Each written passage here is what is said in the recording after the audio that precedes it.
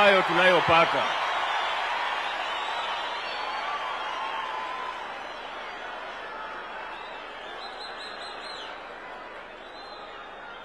Rais, kama jambo hilo lingeshughulikiwa, tunaweza kushukuru zaidi, na tunaomba ukaweze kushughulikia, kwa sababu wewe ni mtu unayesema na unatenda.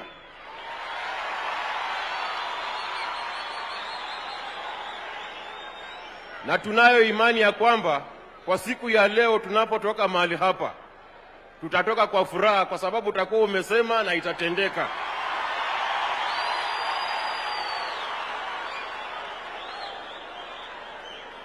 Jambo lingine, Bwana Rais, naomba kwa siku ya leo timu ambayo iliyoko mahali hapa, kila mara tunaitwa watchman, lakini unapotazama, naomba jina hilo likaweze kubadilishwa.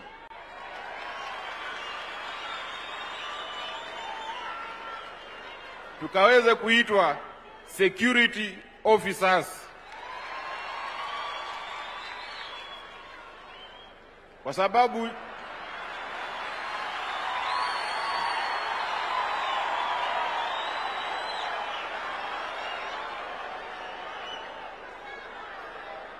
haya, asanteni.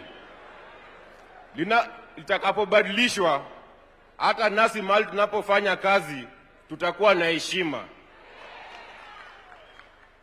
Bwana Rais, pia mazingira ambayo tunayotekelezea kazi tunadharauliwa. Kama ingekuwa vizuri wale ambao wamechukua hawa ndugu ambao walio hapa na wadada, wakaweze kutuheshimu, na yale mazingira ambayo tunatekelezea kazi yakaweze kuangaliwa.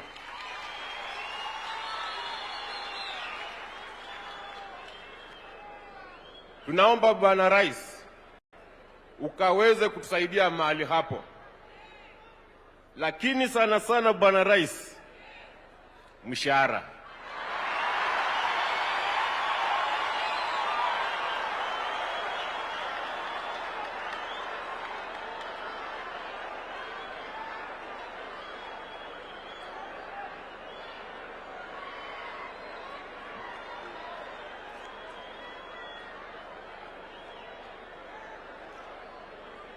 Kwa timu hizi Bwana Rais, unapoangalia, kunao watu bado wanapata shilingi 9,000 au 10,000, na hawa ni wazazi walioko na watoto kwa secondary, primary na hata university.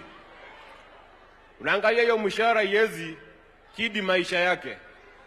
So Bwana Rais, naomba kwa heshima yako,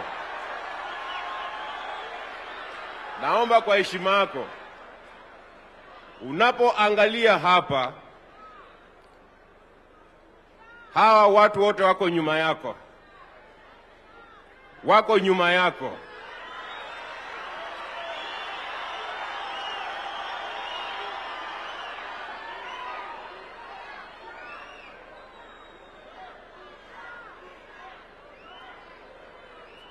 na tuko sure ya kwamba utatenda.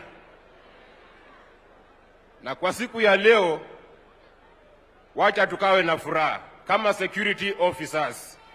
Asanteni, tuweze kuwa na siku njema.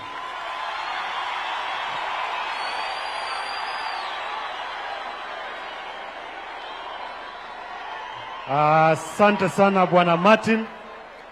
Sasa nataka nimuite msimamizi wa Kenya Security Industry Association, Daktari Francis Shiyuka. Karibia. Wapi makofi ya Dr. Francis? Atuzungumzie kwa kifupi.